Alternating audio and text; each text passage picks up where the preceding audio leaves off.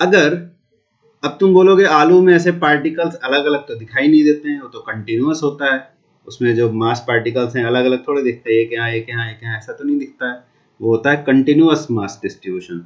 तो continuous mass distribution के लिए हमें क्या करना होता है, एक छोटा एलिमेंट लेते हैं हम उस ऑब्जेक्ट का, ठीक है। जैसे ये आलू में हमने पार्टिकल दिखाया, पार्टिकल दिखाने के बजाय हम एक छोटा वॉल्यूम लेंगे, ठीक है, एक छोटा वॉल्यूम लिया, ये एक छोटा वॉल्यूम ले लिया आलू का, और इसका मास है मान लो dm, और यहाँ से डिस्टेंस है मान लो इसकी r, ठीक है, r डिस्टेंस है, कोई जनरल पॉइंट पे हमने p पॉइंट पे ले लिया आलू का एक एलिमेंट dm मास का, जिसके डिस्टेंस है यहाँ से r।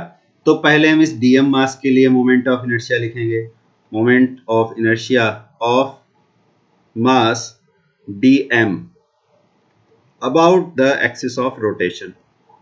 ये बात लिखना जरूरी होता है कि कौन से एक्सिस ऑफ रोटेशन के अबाउट मोमेंट ऑफ इनर्शिया लिख रहा हो, ठीक है। इसका मीनिंग अभी हम बताते हैं, बस एक मिनट और रुको।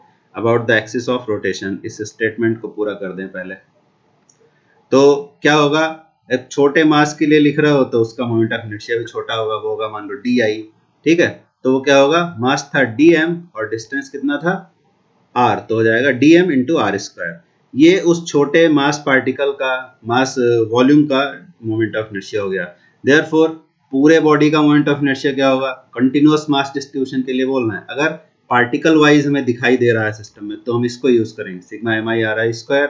अगर कंटिन्यूअस मास डिस्ट्रीब्यूशन है तो हमें इंटीग्रेशन टेक्निक यूज करनी होगी, एक छोटे मास एलिमेंट का मोमेंट ऑफ इनर्शिया निकाला, फिर उसके बाद क्या करेंगे, therefore moment of inertia of whole mass distribution, पूरे मास डिस्ट्रीब्यूशन का moment of inertia about the given axis of rotation, about the given axis of rotation, ठीक है, रोटेशन।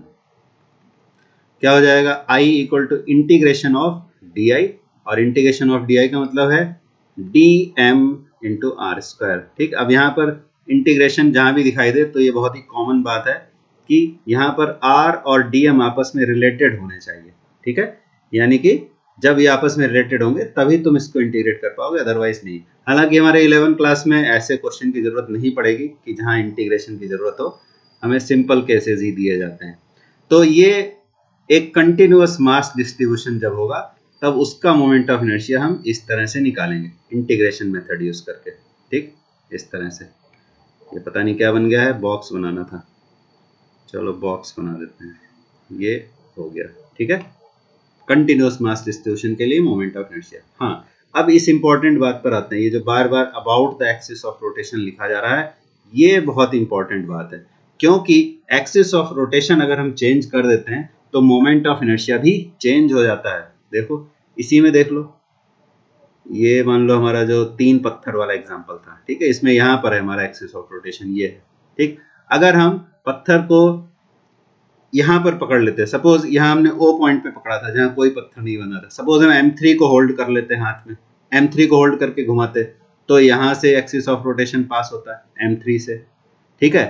फिर इस नए वाले एक्सिस, जो येलो वाला एक्सिस दिखाई दे रहा है, ये नया एक्सिस ऑफ रोटेशन है, तो इसके लिए क्या होता है, M3 का इस एक्सिस से डिस्टेंस तो जीरो हो जाता है, यानी R3 जीरो हो जाता है, और ये वाली जो डिस्टेंस थी M2 की, ये एक्सिस ऑफ रोटेशन से डिफरेंट हो जाती, M1 की डिस्टेंस एक्सिस ऑफ रोटेशन से ये डिफरेंट हो जाती।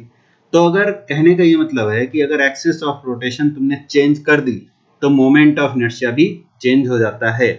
क्यों, क्योंकि एक्सिस ऑफ रोटेशन से मास पार्टिकल कितनी दूर है इस पर भी डिपेंड करता है कि मोमेंट ऑफ इनर्शिया कितना होगा, यानी कि moment of inertia depends on mass distribution of the system. Mass distribution of the system का मतलब है कि मास एक्सिस ऑफ रोटेशन से किस किस जगह पर लोकेटेड है, इस पर भी डिपेंड करता है।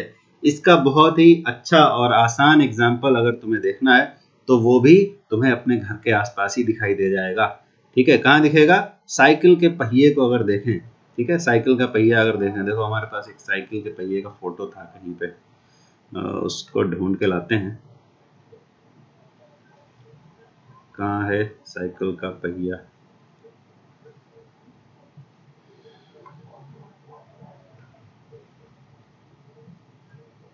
ये रहा व्हील,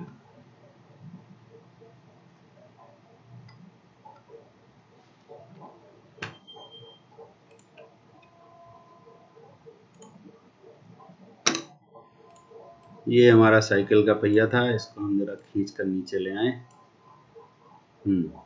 ये रहा, थोड़ा इसको जूम कर दिया जाए। Okay, now see this cycle का पहिया। इसमें देखो, इसमें मोमेंट ऑफ इनर्शिया नहीं दिखाया गया स्पेसिफिकली, और भी चीजें हैं, बट इससे हम समझ सकते हैं कि क्या बात हो रही है।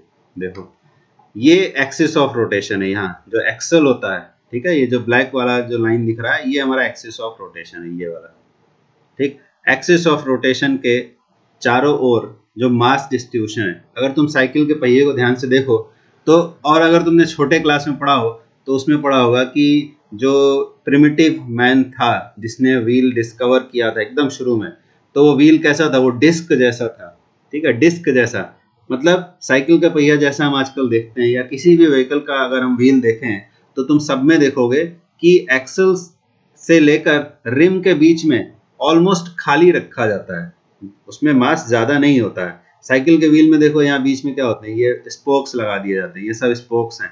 ज्यादातर मास जो व्हील का है वो कहाँ पर, ये किनारों पर है, ठीक है, ये किनारों पे मास लगाया गया, ठीक है। ये सारा मास कहाँ होता है, जहाँ पे टायर है। ज्यादातर मास, नॉट ऑल, बट मैक्सिमम मास को कोशिश की जाती है कि वो एक्सिस ऑफ रोटेशन से दूर हो जाए, ठीक है, एक्सल से दूर रहे मास। तो कैसे, ये हमने दूर दूर मास कर दिया, लेकिन कनेक्ट करने के लिए फिर हमें बीच में स्पोक्स लगाने पड़ते हैं। तो कभी सोचा है कि ऐसा क्यों होता है, क्यों मास को एक्सल से दूर रखने की कोशिश की जाती है? स्पोक्स ना लगाएं, उसकी जगह डिस्क लगा दें, ठीक है। तो क्यों डिस्क नहीं लगाया? क्योंकि मास जितनी दूर होगा एक्सिस ऑफ रोटेशन से, मोमेंट ऑफ इनर्शिया उतना ही ज्यादा हो जाएगा, because I is equal to sigma M R square, ठीक है। मास तो उतना ही रखा, लेकिन हमने आर बढ़ा दिया, एक्सिस ऑफ रोटेशन से डिस्टेंस बढ़ा दिया। तो डिस्टेंस बढ़ा देने से क्या होगा, मोमेंट ऑफ इनर्शिया बढ़ गया। अब तुम बोलोगे मोमेंट ऑफ इनर्शिया बढ़ाने से क्या फायदा हुआ? मोमेंट ऑफ इनर्शिया तो रेजिस्ट करता है, जब हम साइकिल को चलाना चाहेंगे शुरू में तो व्हील को रोटेट होने से रोकेगा। ये बात सही है कि रोटेट होने से रोकेगा, लेकिन तुमने दूसरी चीज भी तो एक्सपीरियंस की होगी कि पैडल मारना छोड़ दो, साइकिल के पैडल मारना बंद कर दिया, फिर भी साइकिल काफी दूर तक चलती रहती है। क्यों? क्योंकि व्हील्स का मोमेंट ऑफ इनर्शिया व्हील्स को जल्दी रुकने नहीं देता है। अगर तुम बोलोगे नहीं मोमेंट ऑफ इनर्शिया नहीं, हम तो वहां इनर्शिया की बात करेंगे, तो वो भी सही है। इसलिए सही है कि जो व्हील का मोशन है उसमें दोनों तरह की मोशन होती है, ट्रांसलेशनल भी होती है और रोटेशनल भी होती है, इसीलिए उसमें दोनों चीजें एप्लीकेबल हैं, मोमेंट ऑफ इनर्शिया भी और इनर्शिया भी। उसको हम लोग अभी आगे डिस्कस करेंगे। तो अभी अगर तुम्हें नहीं समझ में आ रहा है तो दूसरा ऑप्शन भी ट्राई कर सकते हो समझने के लिए। साइकिल को स्टैंड पे लगा दो, साइड स्टैंड नहीं, जो सेंटर स्टैंड होता है साइकिल का, उस पर साइकिल को लगा दो और व्हील को पैडल मारकर घुमाने की कोशिश करो। तो शुरू में घुमाने में तो तुम्हें थोड़ा ज्यादा टॉर्क लगाना पड़ेगा। देखो, हम टॉर्क बोल रहे हैं, रोटेशनल मोशन के लिए टॉर्क चाहिए, ना कि फोर्स। तो शुरू में ज्यादा टॉर्क लगाना पड़ेगा। उसके बाद में क्या होता है, तुम अगर पैडल को घुमाना छोड़ दो तो भी व्हील काफी देर तक घूमता रहता है।